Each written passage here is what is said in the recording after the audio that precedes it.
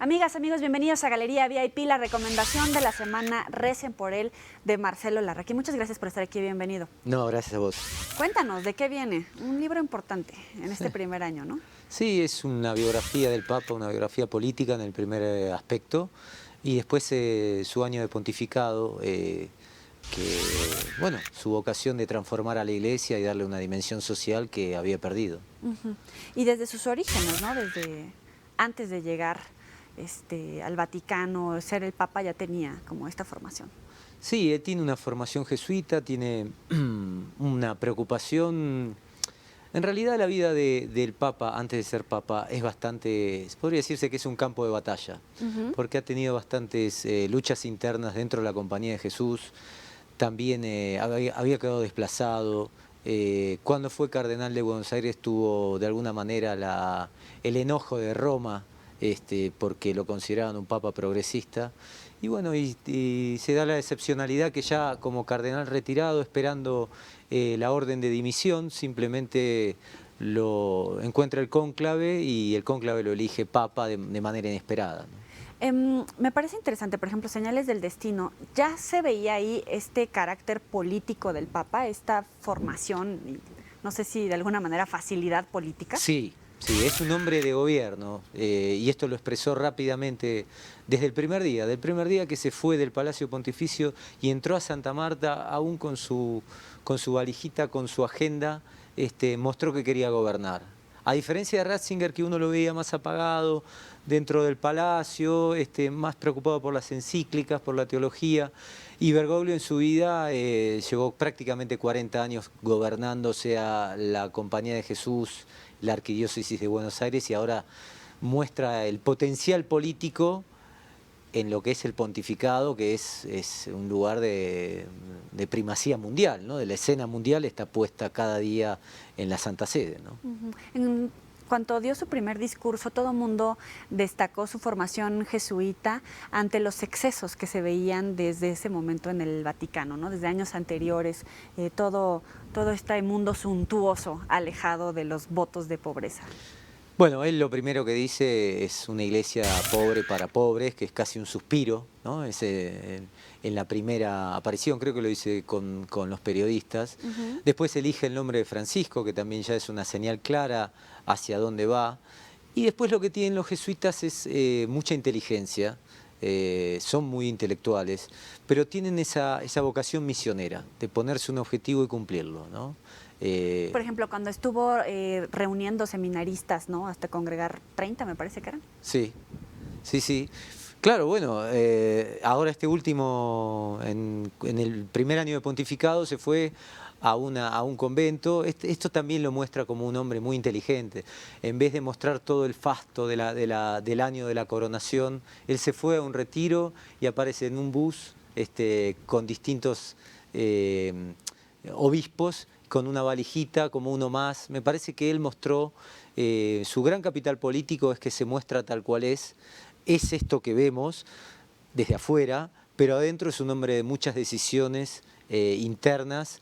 En su juventud era bastante personalista, ahora ha entendido que la conducción política es colegiada, debe ser colegiada, y me parece que es un hombre de experiencia, ¿no? Pero como todos tenemos historia, y él tenía ahí su historia política, ¿no? Algunos documentos o episodios de su vida que no necesariamente son los que en primera instancia quiere exhibir.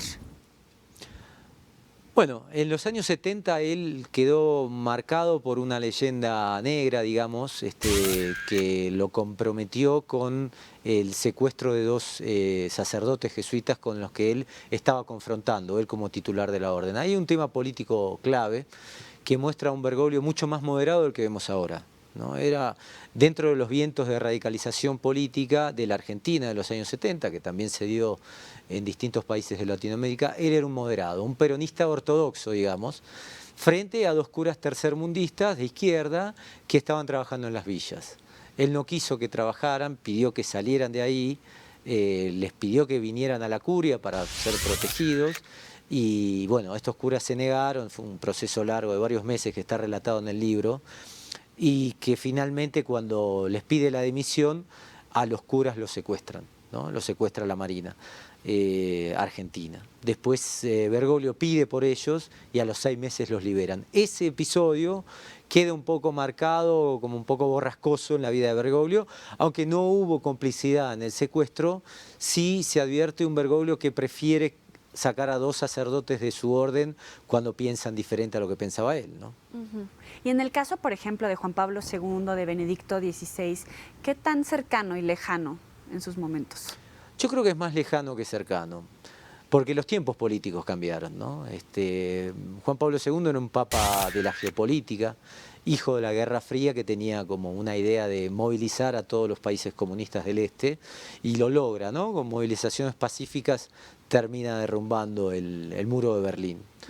Ratzinger era un papa de la curia, llevaba muchos años en la Congregación de la Fe, como para observar el cuidado del dogma católico, y no fue un papa de gobierno, fue un papa más de encíclica, más de teología, que fue prácticamente arrasado por la curia romana, que mientras manejaban distintos hechos de corrupción, cuestiones financieras, lavado de dinero, era un desgobierno prácticamente el Vaticano, o un gobierno que se preocupaba por los negocios y el poder, y Benedicto quedaba un poco destenida su figura política. En cambio, con Bergoglio tenemos un papa que tiene dos dimensiones. Una pastoral, de llevar el mensaje del Evangelio, que no se estaba llevando en los últimos años, y otra política, ¿no? De reforma.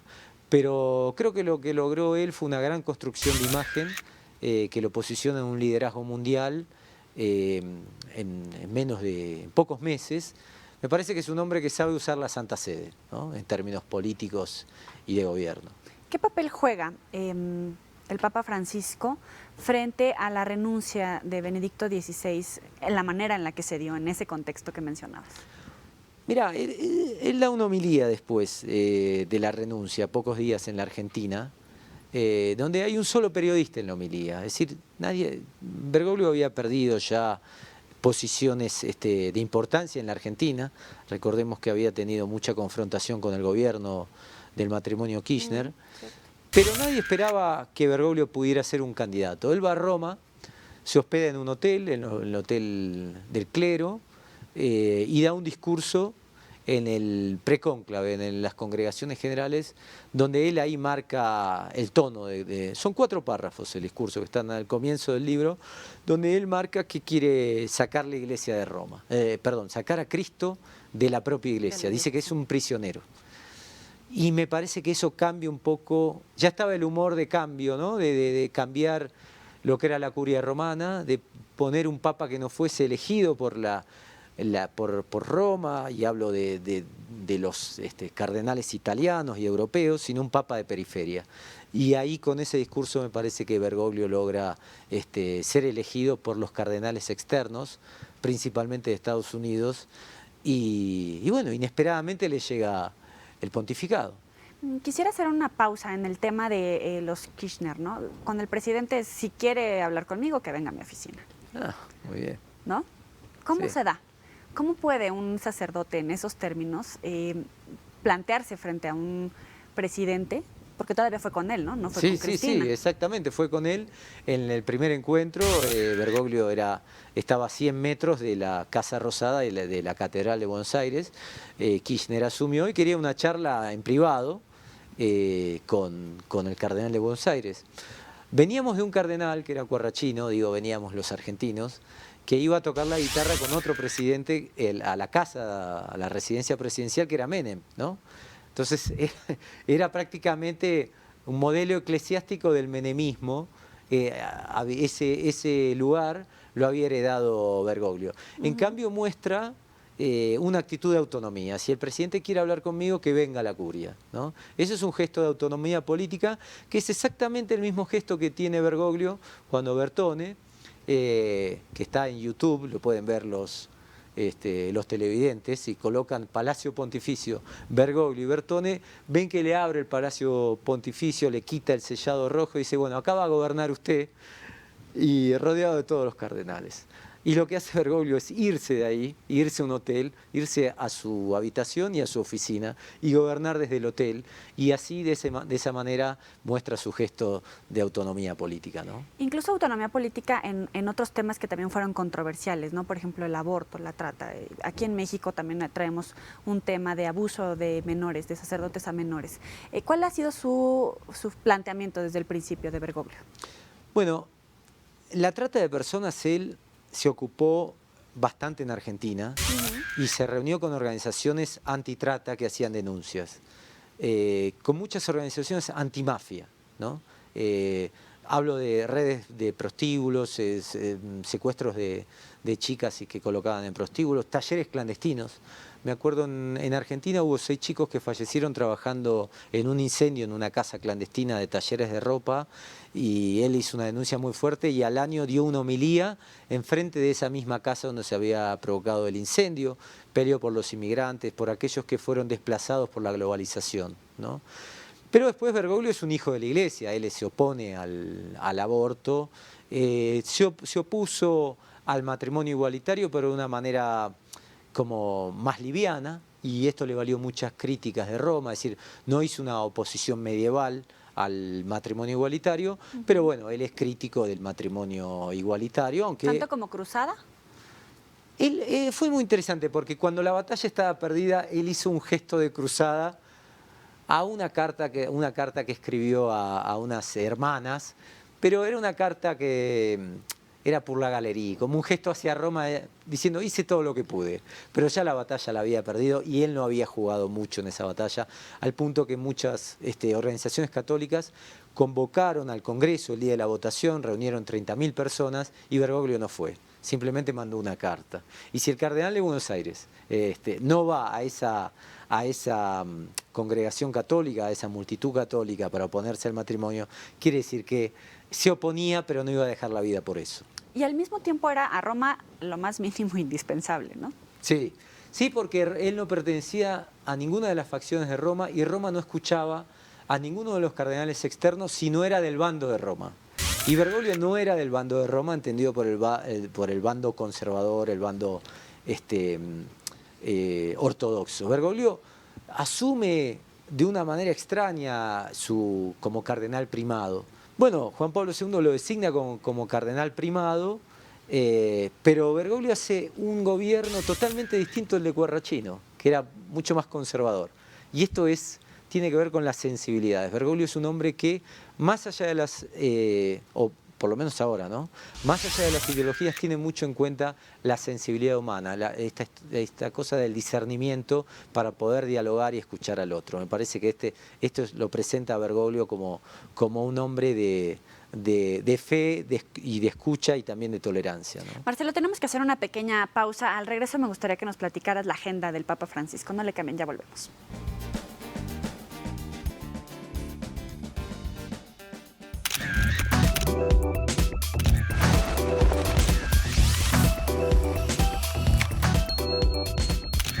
El hermano pedía que se investigara porque era un secuestro indudablemente producto de la relación de la Iglesia con la mafia. También le recomiendan no hablar del tema. Después acusan de homosexual a una persona ligada a las redes católicas.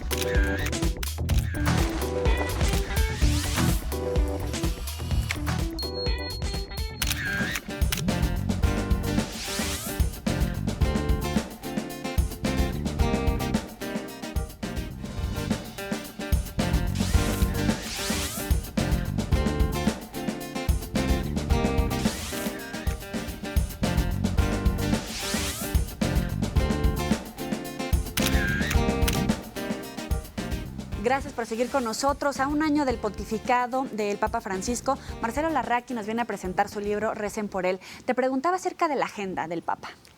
¿Qué trae? Bueno, la agenda, la consumación de estas reformas que ya fue presentando este año va a ser clave para las reformas financieras, económicas y de la curia, donde él quiere plasmar su poder. Y después también este diálogo que tiene con las diócesis, el sondeo de, bueno, qué piensa la sociedad sobre los temas que son claves para la Iglesia, ¿no? El matrimonio igualitario, el aborto, la comunión o no a los divorciados. En este momento hay un gran debate interno entre los cardenales, pero lo que buscó Francisco es justamente eso, buscar una Iglesia no que fuese sin fisuras pero cerrada en sí misma, sino una iglesia más abierta, ¿no? Como él dice, que sea como un hospital de campaña para recoger heridos, pero me parece que lo que quiere sanar también es la propia iglesia, que es la que estaba herida, ¿no? Herida en su economía, porque finalmente tienen también ahí investigaciones, pero cada vez son menos feligreses en comparación con otras religiones, sin duda es la más importante, pero vemos crecimientos importantes en otras. Sí. Bueno, por eso promueve también Bergoglio siempre el diálogo interreligioso, no pone a la Iglesia Católica como la que detenta la verdad absoluta de todo. Hubo declaraciones de él que decían que nosotros no tenemos el monopolio de la verdad en la realidad social, por ejemplo. Esto lo acerca mucho a los no creyentes, pero a la vez lo aleja a los católicos conservadores, que muchas veces sostienen con donaciones a la propia Iglesia, ¿no? Pero me parece que el mejor capital que busca Bergoglio es obtener la credibilidad, ¿no? Que es lo que la Iglesia había perdido. Me parece que ese capital no se mide con dinero, y mostrar una Iglesia que piensa en el sacerdote de calle, y Bergoglio está tendiendo a ese cambio, ¿no? Buscar sacerdotes misioneros, sacerdotes de calle, no tanto ligados al poder y a los negocios, ¿no? Y eso va también para los cardenales y para los obispos. ¿Y los Batilix de alguna manera exhiben los pecados de la propia Iglesia? Sí, lo exhiben en demasía, porque lo muestran tal cual son, muestran en la luz pública las facetas más oscuras, que es el día a día de la Iglesia. Es decir, refrescan. Sí, bueno, por ejemplo, ponen a un hombre a manejar el gobernatorato, que es como el gobierno interno, para que sea una caja económica de la Secretaría de Estado, y cuando ese hombre observa la corrupción, lo sacan y lo llevan a la Nunciatura de Washington. Es decir, están mostrando que no quieren cuidar la corrupción. Después, casos de abusos sexuales, le recomiendan a Benedicto no hacer mención a ese tema. El caso de una desaparecida que yo cuento en el Vaticano, Emanuela Orlandi, una desaparición de hace 30 años. ¿Elena? Que claro, que ella, Emanuela pedía, el hermano pedía que se investigara, porque era un secuestro indudablemente producto de la relación de la Iglesia con la mafia. También le recomiendan no hablar del tema. Después acusan de homosexual a una persona ligada a las redes católicas y le hacen un escándalo porque se oponía al gobierno de Berlusconi, es decir, hay una alianza del poder político con la Santa Sede. Entonces, digo, esta es la gente que observa los pecados, ¿no? Esta es la gente que dice qué hacer con el cuerpo, qué hacer con la educación, entonces esa iglesia se está desmoronando.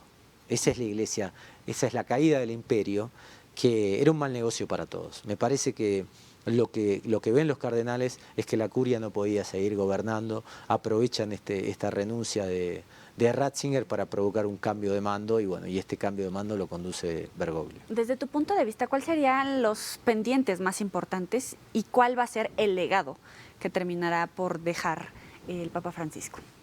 Me parece que los pendientes es terminar con la iglesia de los cardenales y de los obispos principescos, ¿no? Ligados al poder y alejados de sus fieles, que muchas veces los hemos visto en distintos países, ¿no? Y el legado es plasmar las reformas internas, ¿no? Hacer una iglesia más cercana, y me parece que él entiende que este es un papado de transición y que el próximo papa va a poder consolidar todo este mensaje, ¿no? De transición, igual como para que lo hagan renunciar o...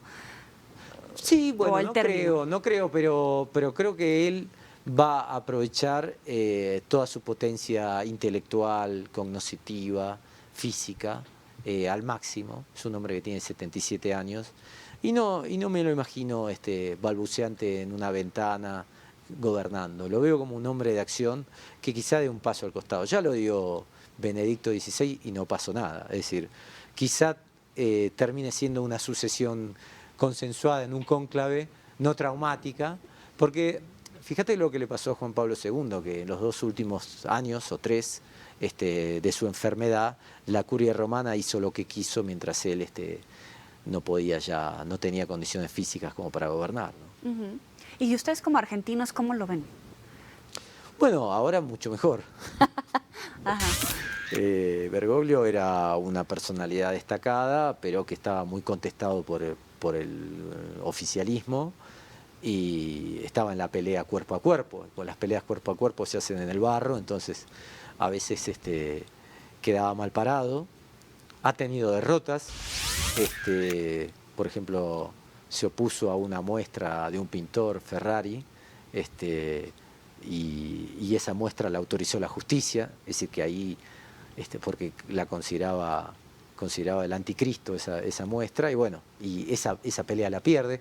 Ganó batallas y perdió otras, ¿no? Me parece que quizá esa también lo humaniza bastante. Ujú. Ahora, como historiador, como periodista, si hiciéramos un ensayo de estar en el futuro, en retrospectiva, ¿cómo cambió la historia un papa latinoamericano? Yo creo que él es un papa que tiene un mensaje revolucionario, pero es un papa de reforma. Diría que es un papa moderado, ¿no? Pero que hizo cambios inteligentes, o que propendió hacia cambios posibles y hacia cambios inteligentes. Y se vale de un grupo, de una malla de contención de cardenales que va empoderando para que se haga un gobierno colegiado, pero básicamente le quitó al Vaticano el poder central de la Secretaría de Estado. Porque no fue un papa brasileño, incluso hasta mexicano, si Porque se ya ellos valiera la tenían el pregunta. Mundial. Ya hubiera sido demasiado, ¿no? Ajá. Un papa Ustedes ya brasilero y el tienen Mundial reina, ya 2014. tienen Tenemos a Messi también. y el papa, ¿no? Messi y el Papa, con eso nos sostenemos. Bueno, no fue un Papa brasilero porque encontraron que Bergoglio podía conducir. Había un obispo brasilero, pero estaba más ligado a la curia romana, y el otro, un cardenal, ¿no? Y el otro cardenal lo apoyó a Bergoglio, fue el que le dijo, no te olvides de los pobres, y que de alguna manera le hizo cambiar el nombre por Francisco, ¿no? Cuando apenas es designado. Oye, ahorita hacíamos mofa de ello, pero sí te lo quería preguntar, ¿no? ¿Cómo, desde tu perspectiva en el Clarín, como jefe de investigaciones, Sí. el hecho de que tengan reina, papa y Messi... Y Maradona también, que bueno, es también, un legado pero histórico. los de hoy por hoy, ¿no? Sí. Están gobernando diferentes Sí. puntos importantes Claro. para gobernar Barcelona, Ámsterdam y Roma. Estamos bien parados. Ajá. ¿Cómo lo capitalizan? O sea, ¿qué se habla en este sentido? No, pues sabes que no sé si se capitaliza, se debería capitalizar como marca país, ¿no? Pero los argentinos somos también muy individualistas y parecen esos como destellos más individuales que colectivos, ¿no? Además es gente que no estuvo en el país de alguna manera, o cuando estuvo fue maltratada, como hacemos generalmente los argentinos, ¿no? Messi, por ejemplo, se fue a los 12 años. La reina de Holanda no era un personaje conocido en la Argentina, ¿no? Era una chica que estudiaba en un colegio, bueno, hija de un funcionario de la dictadura militar, imagínate que tampoco gozaba de mucha no simpatía. fueron a la boda los... Sí, no fueron para no crear de alguna manera una mala imagen, ¿no? Y Bergoglio era un cardenal que tenía también, lo llamaban el jefe de la oposición, el jefe espiritual de la oposición, etcétera. Nosotros como que descollamos afuera, ¿no? En tu caso ganaste el premio Conex. Explícanos, por favor, qué significa. No, es un premio que dan a una década del periodismo de investigación, eligen a 5 periodistas supuestamente más destacados del periodismo de investigación a lo largo de una década, y bueno, fui uno de los ganadores. ¿Y tu trayectoria fue primero como historiador y luego como periodista? No, primero como periodista y simultáneamente hice la carrera de historia con algunos vaivenes. No la terminé de manera lineal y bueno, siempre hice periodismo de historia hasta que finalmente me gradué como como historiador en la Universidad de Buenos Aires. Cuéntanos un poquito, todas estas investigaciones, ¿cómo está ayudando a comprender el mundo desde el punto de vista de un periodista historiador? Bueno, no sé si el mundo, porque son temas más locales, ¿no? Pero yo me preocupé por entender, o por tratar de entender cómo había funcionado un poco el peronismo en la Argentina, cómo había funcionado la violencia también en la historia argentina desde una era moderna, que para nosotros es 1890 en adelante, y también en ciertas biografías. Siempre me interesa como la excepcionalidad, hombres comunes en momentos excepcionales, como que también Bergoglio tiene mucho que ver con esto, ¿no? Un hombre que de golpe da un salto, ¿no?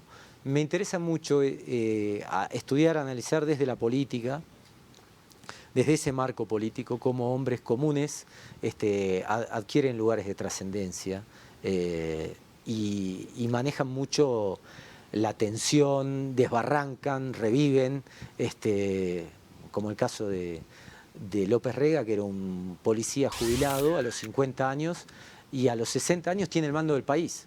Es decir, un hombre que jugaba a las barajas en su barrio, que ya se había retirado, con un matrimonio fracasado en el otoño de su vida, porque antes la vida terminaba antes, ¿no? Sí. Terminaba como a los 50, ahora es como que es la mitad, claro, la mitad de la autopista. Y López Rega toma el mando del país y arma un comando criminal en nombre del peronismo. En el caso de Galimberti, clausura su vida política, a lo que vive mucho tiempo en México también, como exiliado, clausura su vida política pública a los 24 años, como delegado de Perón. Es decir, se acaba la política pública y permanece 16 años en la clandestinidad. También es un libro sobre montoneros y guerrilleros que fueron a pelear contra el gobierno de Videla, aún sabiendo que iban a morir. Me gustan las situaciones límites, ¿no? ¿Hay alguna coincidencia, un patrón de estas personas que de la barranca van a la cima del mundo? Me parece que hay un espíritu de no dejarse caer y de caer que sea en velocidad, ¿no? Que no caer lentamente, chocar, podríamos decir. Marcelo, un placer tenerte aquí en Galería Bepi. No, gracias a vos. Y bueno, aquí les tenemos la recomendación de la semana. Recen por él. Nos vemos la próxima. Pásenla bien.